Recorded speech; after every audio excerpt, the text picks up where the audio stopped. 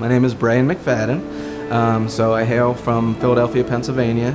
Moved down here January 2020, which was a perfect time to move and take a whole family. But I have 2 young kids. I have twin boys. I have an amazing wife. We've been together for over 10 years right now. And we opened up Brewed and Barley in June of 2020.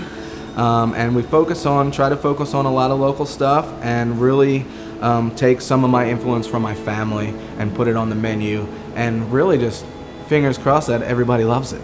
Some of my biggest influences that I had as far as food goes was my grandmother on my mom's side and my dad, really, which is reflected in a lot of my menu over at Brewed.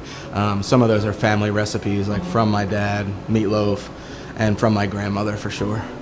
I grew up I'm McFadden, so Irish, so a lot of meat and potatoes, that kind of stuff. And East Coast is New Year's was pork and sauerkraut because it's good luck for the year. Meatloaf and a lot of just steak and mashed potatoes. I worked under a chef by the name of Jeffrey Bell, and Jeffrey, he was that chef that one of those guys that I tried to talk to my people the way that he talked to me. Everybody talks, everybody looks. It's fun to watch all these chefs on TV yelling and screaming and throwing stuff and doing all that crap. But this guy just knew how to talk to people and treat people like family.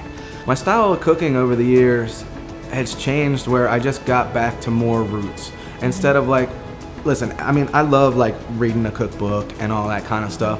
But looking back at my grandmother's cooking and my dad's cooking and all that stuff, being this is awesome.